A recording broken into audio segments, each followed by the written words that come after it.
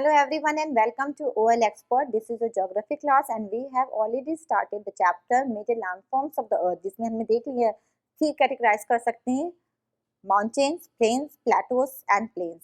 Fine. Mountains को हमने clearly पढ़ लिया. Today we are going to start with plateaus and plains को देख लेते हैं कि प्लेटोज फॉर्मेशन, क्योंकि फॉर्मेशन हम एक एक जो हेड्स हैं, जो फॉर्मेशन लैंडफॉर्म से मेजर, उसको हम डिटेल में पढ़ने. हम माउंटेन्स को बहुत डिटेल में पढ़ चुके हैं, इसका डिवीजन पढ़ा है, उसके एग्जांपल्स के थ्रू मैप में देखा है क्लियरली.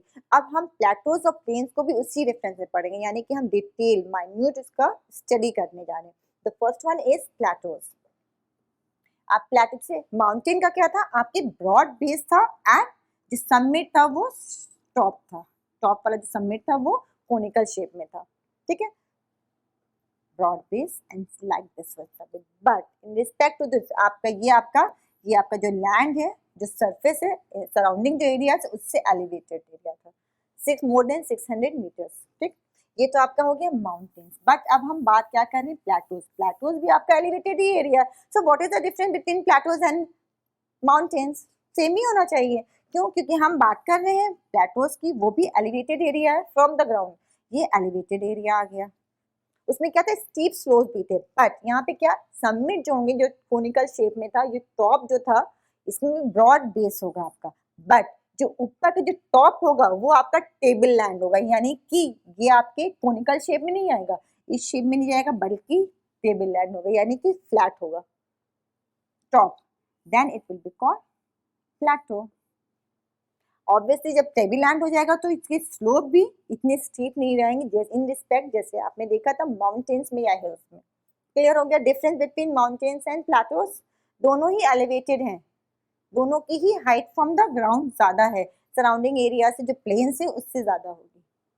बट इनके क्या, ऊपर का टॉप का डिफरेंस आ रहा है. ये क्या है, ये आपका कोनिकल शेप हो जाता है, और ये आपका क्या है, ये जो प्लेटोज है वो फ्लैट होते हैं, टेबल लैंड होते हैं. A plateau is an elevated flat land. It is a flat top table land. That's why table flat ही तो होता है, चाहे राउंड शेप में हो, चाहे रेक्टेंगल हो या रेक्टेंगुलर हो या फिर स्क्वायर शेप में हो, बट वो फ्लैट होता है. तभी तो उस पर कुछ सामान रख लेते हैं. The same thing table land होता है. Fine. A plateau may have one or more sides with steep slopes. Sleep हो रही है, बट स्लोप स्टीप हो रहे हैं, बट क्या है इन कंपैरिजन टू जस्ट, क्योंकि आपके जो ये होते हैं ये बहुत ज्यादा स्टीप होते हैं, उसके कंपैरिजन में इसकी स्टीपनेस थोड़ी कम होती है. The height of the plateaus often varies from few hundred meters to several thousand meters. जैसे हमने बताया था ना अभी आपको, माउंटेन्स के लिए भी सब एक से रेंज नहीं होते हैं. ये माउंटेन्स सबकी हाइट सेम नहीं होगी. वैसे प्लेटोज की क्या, प्लेटोज भी उसकी भी हाइट भी वेरीज करती है, 300 मीटर से लेकर 1000 मीटर्स तक की होती है. ठीक है, यानी कि कुछ ऊंचे भी होंगे और कुछ नीचे भी होंगे. बहुत ऊंचाई भी होगी, 1000 मीटर तक भी चले जाएंगे, और कुछ की सिर्फ हंड्रेड्स में ही रह जाते हैं. प्लेटोज लाइक माउंटेन्स में बी यंग और ओल्ड. जैसे हमने माउंटेन्स का क्या था, यंग भी कहते हैं और अपने ओल्ड भी कहते हैं, यानी कि उनके डिपेंड करता है कितनी उनकी एज है. यानी कि बहुत पुराने हैं तो ओल्ड माउंटेन्स होंगे, और बहुत यंग हैं तो आपके यंग माउंटेन्स होंगे. ऐसे ही प्लेटोज को भी हम कैटेगराइज कर सकते हैं टू में, old plateaus and young plateaus. Fine. The Deccan plateau is in India is one of the oldest plateau. जो हमारे यहाँ इंडिया में है डेक्कन प्लेटो. पता है Deccan plateau? You can see a map of India. Asia का ये मैप है जहाँ पे इंडिया है. ये डेक्कन जो सदर्न पोर्शन में प्लेटो, डेक्कन प्लेटो कहलाता है. Deccan is the oldest one plateau of the world. One of the oldest plateaus है, one of the oldest plateaus में आता है Deccan plateaus. The East African plateau in Kenya, Tanzania and Uganda and, यानी कि east African में, अगर Africa में देखें ईस्टर्न पार्ट में तो प्लेटो है कीनिया का, तंजानिया का एंड युगांडा का. ये भी क्या है, ये भी आपके प्लेटोज ही हैं. And western plateau of Australia, this one you can see a map over here. Western portion में क्या है, यहाँ पे plateaus, ये सब क्या है, plateaus हैं. Our other example, the Tibet plateau. आप you can see Tibet plateau here. I'm just going to erase this one, then the picture will be clear. Okay, Deccan plateau देख लिया इंडिया का southern portion में, यानी कि, and Tibet क्या है, north में. नॉर्थ में ये तिब्बत प्लेटो आपका, you can see here. Tibet plateau is the highest plateau, क्योंकि इसकी भी हाइट क्या है, प्लेटोज की भी वैरी कर रही है ना, Tibet plateau is the highest one plateau in the world with the height of 4000 metres. Tibet का जो प्लेटो है वो हाईएस्ट है प्लेटो इन द वर्ल्ड। की हाइट कितनी है, 6000 से 4000 से 6000 मीटर्स है। ओके ये किसकी है, तिब्बत प्लेटो की है हाइट, यानी कि एलिवेटेड है। Fine and you can see here this one above the mean sea level. Plateaus are very useful. अभी हमने कहा था mountains are very useful reside करने के लिए, वहाँ पे पॉपुलेशन, वहाँ पे सर्वाइवल मुश्किल है, हार्श कंडीशंस होती हैं, बट तभी बहुत इंपॉर्टेंट है। रीजन हमने देख ली थे क्यों कह रहे हैं कि वो इम्पॉर्टेंट है। अब प्लेटोज स्टेबल लैंड है, एलिवेटेड है एरिया, ये भी बहुत ज्यादा इंपॉर्टेंट है। क्यों, क्योंकि यहाँ पे प्लेटोज में मिनरल्स पाए जाते हैं, मिनरल्स एंड मिनरल के डिपॉजिट पाए जाते हैं। As a result many of the mining areas in the world are located in the plateaus area. जितने भी माइनिंग एरियाज हैं, ऑब्वियसली जब यहाँ मिनरल्स पाए जाएंगे तो माइनिंग एरियाज भी होंगे, तो जितने थ्रू आउट द वर्ल्ड अगर देखें तो माइनिंग एरियाज इन्हीं प्लेटोज के एरियाज में, जहाँ जहाँ प्लेटोज पाए जाते हैं वहाँ मिनरल का डिपॉजिट है, अलग अलग मिनरल्स अलग अलग प्लेटोज में पाए जाते हैं, तो ऑब्वियसली उस मिनरल का वहां से क्या होता है, माइनिंग होती है।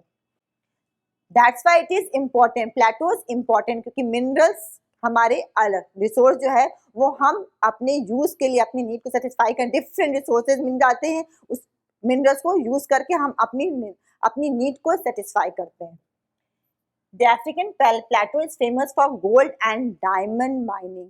अफ्रीका का जो प्लेटो है वो किसकी चीज के लिए फेमस है, गोल्ड एंड डायमंड माइनिंग के लिए। अलग अलग मिनरल्स क्या है, अलग अलग प्लेटोज में पाए जाते हैं, तो सबकी क्या है, वैल्यूज बहुत ज्यादा है। अफ्रीका का प्लेटो किसके लिए है, गोल्ड एंड डायमंड की माइनिंग के लिए फेमस है, वर्ल्ड फेमस है। The in India huge reserves of iron, coal and manganese. अब इंडिया में किस किस चीज के मिनरल्स हैं इन प्लेटोज में, आयरन है, कोल है, मैग्नीज के, ये पाए जाते हैं कहाँ, छोटा नागपुर प्लेटो में, मीन्स आप यहाँ इस एरिया में आते हैं। ओके इस एरिया में कौन सा है, ये यहाँ पे कौन कौन से मिनरल्स पाए जाते हैं, आयरन, कोल एंड मैग्नीज। तो मिनरल्स कहाँ पाए जाते हैं, प्लेटोज में पाए जाते हैं। Fine that's why minerals resources हैं जो कि अगर कोई भी इंडस्ट्रीज वगैरह लगाई जाती है, अगर यूज किया जाता है मिनरल्स का एज अ रिसोर्स, हम यूज करते हैं अपने यूटिलिटी के लिए, तो ये बहुत ही इंपॉर्टेंट है किसी भी कंट्री की डेवलपमेंट के लिए। That's why it is important. Plateaus भी बहुत ही important है. In the plateaus areas, there may be several waterfalls. अब इस plateau के एरिया में आपको waterfalls भी देखने को मिलेंगे as the river falls from a great height. क्योंकि क्या है, जो एरिया है प्लेटोज का उसमें भी एलिवेटेड एरिया है ना, तो यहाँ पे भी क्या है, ये आपका प्लेटो है। ओके तो यहाँ पे भी आप वाटरफॉल्स दिखाई देंगे क्योंकि ये भी एलिवेटेड एरियाज है। And you can find the example here in India, the Hundu Falls in the Chota Nagpur Plateau. ये जो आपका छोटा नागपुर का प्लेटो, वहां पे कौन सा है, Hundru falls on the river Subarnekha, and the Jog Falls in Karnataka. Karnataka में कौन सा है वाटरफॉल, Jog Falls. ये क्या examples of such waterfalls. The lava plateaus are rich in black soil. अब लावा प्लेटो जो है, लावा प्लेटो मीन्स इसका ओरिजिन किससे हुआ है, वोल्केनस हुआ है। That's why it is famous for black soil. Black soil cotton की कल्टीवेशन के लिए बहुत ही ज्यादा यूटिलिटी रखता है। That are fertile and good for cultivation. Many plateaus have scenic spots and are of great attraction of tourists. जैसे कि mountains attract करते हैं टूरिस्ट को, वैसे ही सीनिक ब्यूटी क्या प्लेटोज पे भी, और बहुत क्योंकि वाटरफॉल्स हैं तो ऑब्वियस बात है सीनिक ब्यूटी होगी, टूरिस्ट को अट्रैक्ट करते हैं। दैट्स व्हाई मिनरल्स मिलते हैं, सीनिक ब्यूटीज हैं एंड वाटरफॉल्स हैं। That's why this is plateaus are important for us as it was there of mountain. The next one is plains. ठीक है, हमने माउंटेन्स देख लिया, प्लेटोज देख लिया, प्लेटोज का फॉर्म देख लिया, कैसे इसका फॉर्मेशन होता है। Now the next one is plains. Plains का फॉर्मेशन कैसे होता है एंड उसका आप एग्जाम्पल भी देख सकते हैं।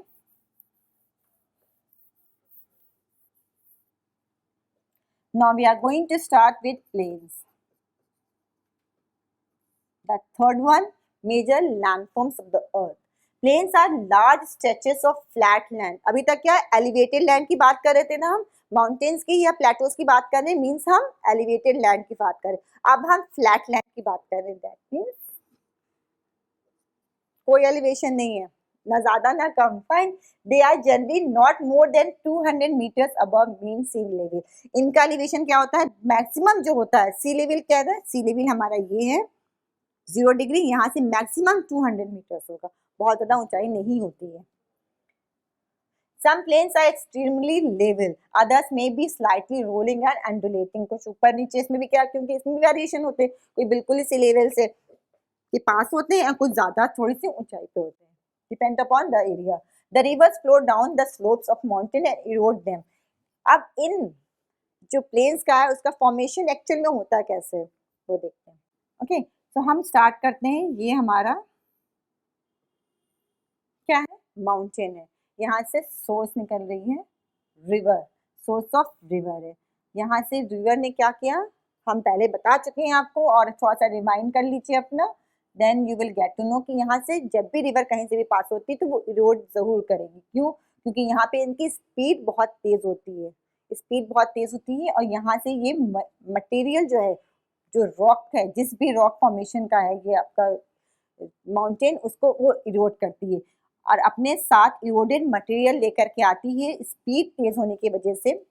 ओके, जैसे ही वो नीचे आती है, जहाँ पे भी उसको फ्लैट लैंड मिलता है, क्योंकि हम बात करते हैं प्लेन्स, प्लेन क्या फ्लैट लैंड, जैसे ही नीचे आती है वहां पे अपना जितना भी इरोडेड मटेरियल है उसे डिपॉजिट करना शुरू कर देती है। स्पीड यहाँ पे आई, यहाँ तक की तेज है स्पीड इनकी, नीचे आके क्या होगी, इनकी स्पीड स्लो हो जाती है।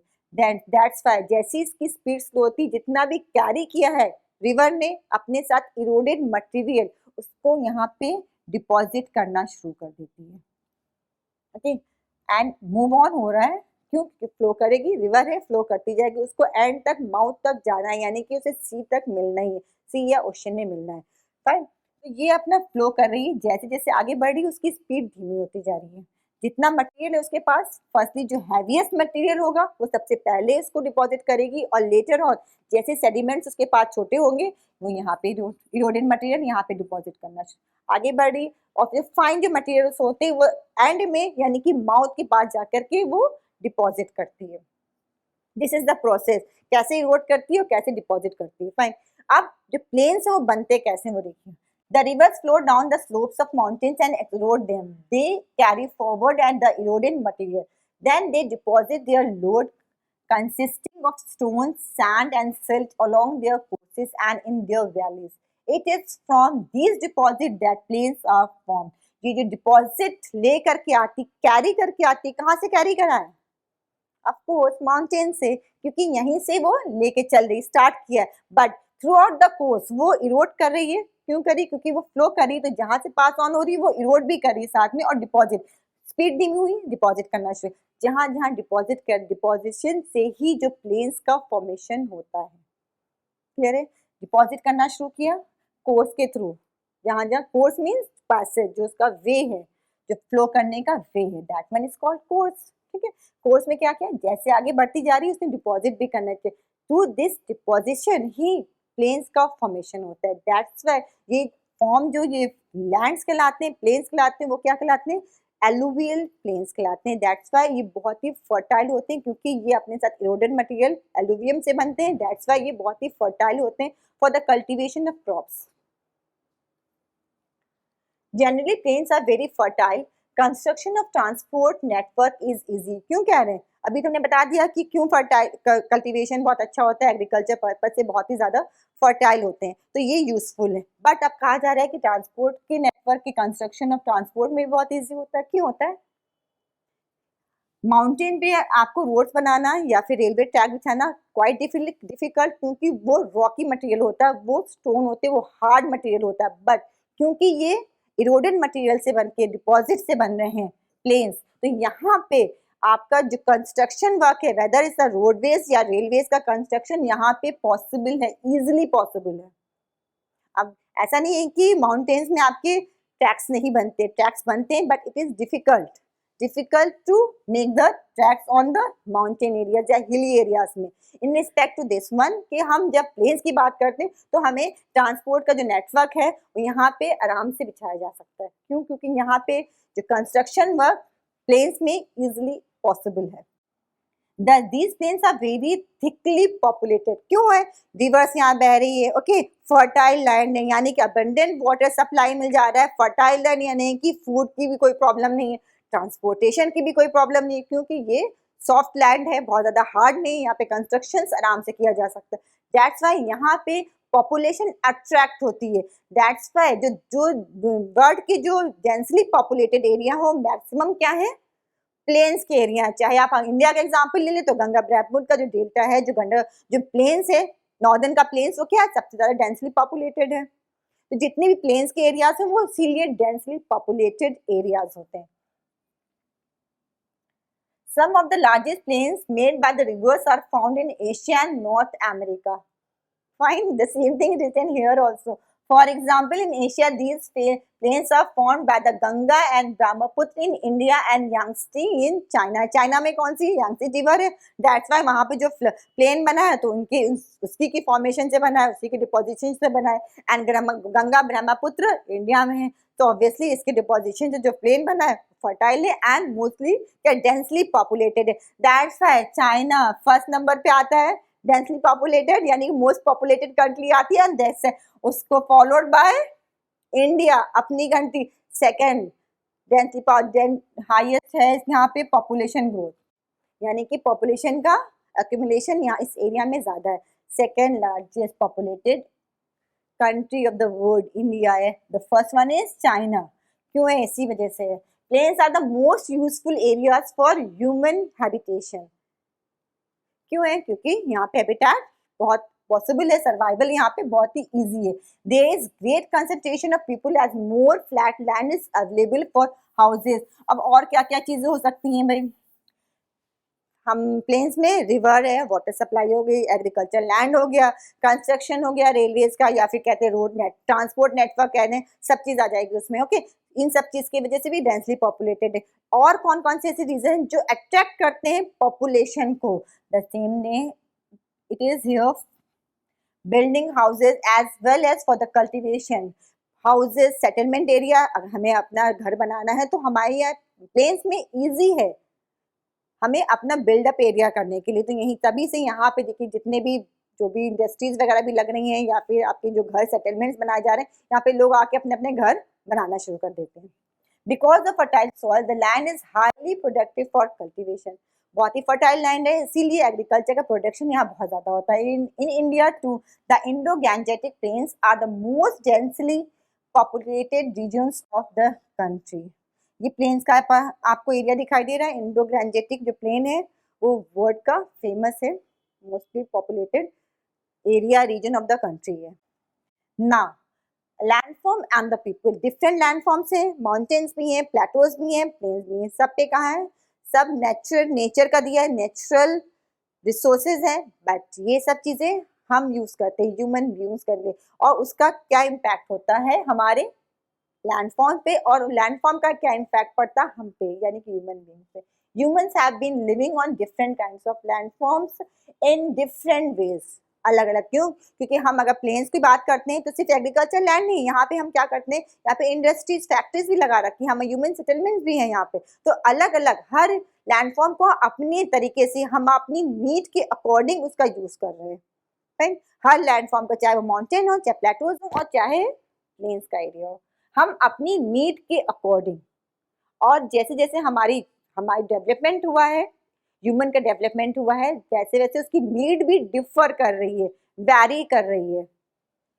Life is difficult in mountainous areas. क्यों है डिफिकल्ट? क्योंकि वहाँ पे बहुत ही ज्यादा क्लाइमेटिक कंडीशंस फेवरेबल नहीं, बहुत ज्यादा ठंडक पड़ती है, वो इसकी वजह से ही पड़ती, और वहाँ पे कल्टीवेशन भी बहुत ही ईजी नहीं है, वहाँ पे रॉक्स हैं, वहाँ पे सेटलमेंट आपका जो बिल्डअप एरिया बनाना भी, या नेटवर्क एंड ट्रांसपोर्ट का नेटवर्क भी इजी नहीं है। पॉसिबल है, कर सकते हैं, कर रहे हैं, बट इजिली नहीं है। Plains provide much better condition in respect to these things. क्या है? प्लेन्स में ये सब चीजें बहुत ही इजी, क्लाइमेटिक कंडीशन बहुत सूदिंग होती है और आपको कल्टीवेशन लैंड पूरा मिल जाता है, फर्टाइल लैंड मिल जाता है, ह्यूमन सेटलमेंट इजी है, यहाँ पे सर्वाइवल ज्यादा इजी है। It is easy to grow crops, build a house or a road in a plain than a mountain areas. Possible है। और आजकल जैसे डिगिंग हो जाती है, हम प्लेन्स में अगर जो प्लेन्स में लोग रहते हैं, if you are also there if you also belong to the plains, तो आपको पता होगा कि प्लेन में डिगिंग करना बहुत आसान, आए दिन सड़क खुदती रहती है। ऐसा पॉसिबल नहीं है माउंटेन एरियाज में कि आप हमेशा डिगिंग कर लें इजिली, क्योंकि वहां पे बहुत ही ज्यादा लेबर पड़ेगा। Can you point out some? Sometimes natural calamities such as earthquakes, volcanic eruptions, storms and floods cause widespread destruction. अब क्या है, कभी कभी क्या ये सब चीजें लैंडफॉर्म क्या है, नेचर ने दिया। ऐसी नेचुरल डिजास्टर्स भी आ जाते हैं, जैसे कि अर्थक्वेक आ गया या फिर वोल्केनिक इरप्ट, वोल्केनो है इरप्ट कर गया। अर्थक्वेक आपने सुना होगा, न्यूज में भी आता रहता है, और इंडिया में भी ज्यादातर से क्या उत्तराखंड या उत्तरांचल की तरफ आपको सुनाई देता है। स्टॉर्म्स आ रहे हैं या फ्लड्स आ जाते हैं कोस्टल एरियाज में, क्या इससे भी क्या नेचुरल डिजास्टर है, और उसका इम्पैक्ट क्या किस पे पड़ता है, ह्यूमन बीइंग पे पड़ता है। Cause widespread destruction, huge loss of life and property takes place. Human पे पड़ता है, यानी कि ह्यूमन लाइफ पे पड़ता है और उसकी प्रॉपर्टी पे भी पड़ता है, क्योंकि लॉस दोनों का ही होता है, चाहे वोल्केनिक इरप्शन हो, चाहे अर्थक्वेक आया, चाहे फ्लड्स के थ्रू हो। By creative awareness about such incidences we may lower the risk, क्योंकि अब बहुत सारे ऐसे मेजर्स आ गए हैं, हमें पहले से पता चल जाता है कि वोल्केनिक का इरप्शन होने वाला या अर्थक्वेक का, तो हम बहुत सारे ऐसे मेजर्स हैं जो हम ले सकते हैं, जिससे हम ये डिजास्टर को कंट्रोल तो नहीं कर सकते, बट हाँ उसके जो इम्पैक्ट है उससे बच सकते हैं कुछ हद तक।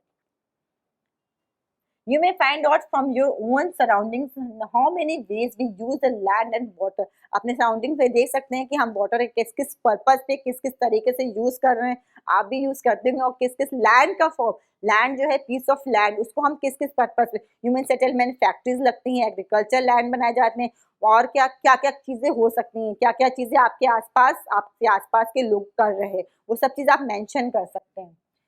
डू यू नो स्वच्छ Bharat mission, healthy mind lives in healthy body, and for a healthy body clean environment, particularly clean water, air and hygienic surrounding are the prerequisites. क्यों कहते हैं हेल्दी माइंड में ही हेल्दी बॉडी होती है, कहते हैं ना, अगर आपको हेल्दी बॉडी चाहिए तो आपका माइंड अगर हेल्दी है then you will get a healthy body. और हेल्दी बॉडी कैसे और हेल्दी माइंड कैसे होगा, जब आप क्लीन वाटर, प्यूरिफाइड एयर और आप हेल्दी एटमॉस्फेयर में रहेंगे, सराउंडिंग्स में रहेंगे, आपका एनवायरनमेंट अगर हेल्दी होगा then you will be healthy, आपका माइंड हेल्दी होगा तब आपका हेल्थ भी, जो फिजिकल हेल्थ है वो भी आप हेल्दी होंगे।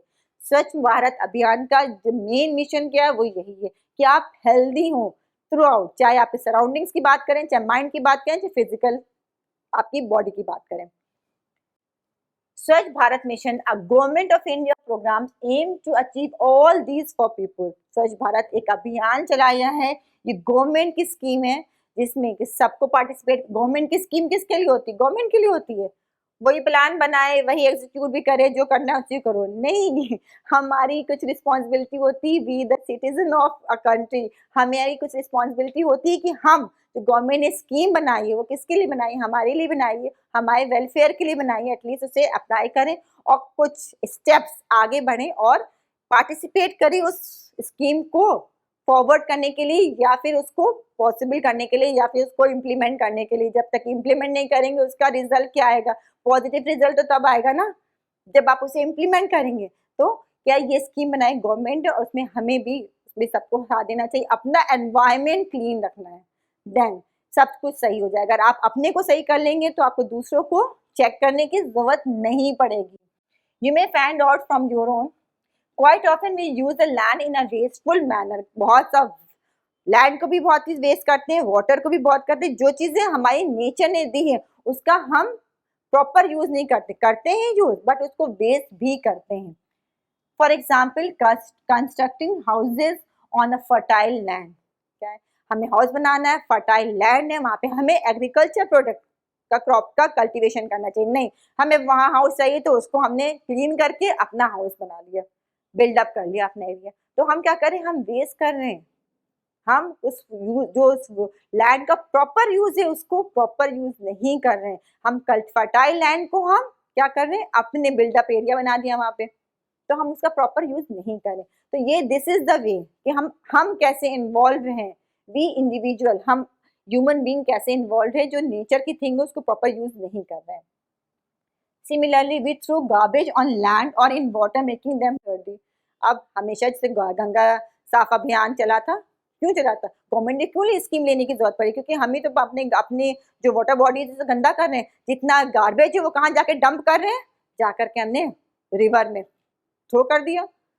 हम क्या कर रहे हैं, हम अपने एनवायरमेंट खुद ही डर्टी कर रहे हैं। हमें क्लीन रखना है अपना एनवायरमेंट, क्यों रखना है, एनवायरमेंट के लिए नहीं रखना है, हमें अपने लिए रखना है, क्योंकि अगर एनवायरमेंट हेल्थी होगा देन यू विल बी और वी विल बी हेल्थी, तभी तो हम हेल्दी होंगे। हम गंदे एनवायरमेंट में, अनहेल्दी एनवायरमेंट में रहेंगे तो ऑब्वियसली हमें हेल्थ कहाँ से इम्प्रूव करेगी, हम हेल्दी कहाँ से होंगे। अपनी एनवायरमेंट अपने लिए साफ रखें। We should avoid using such important gifts of nature in a careless manner.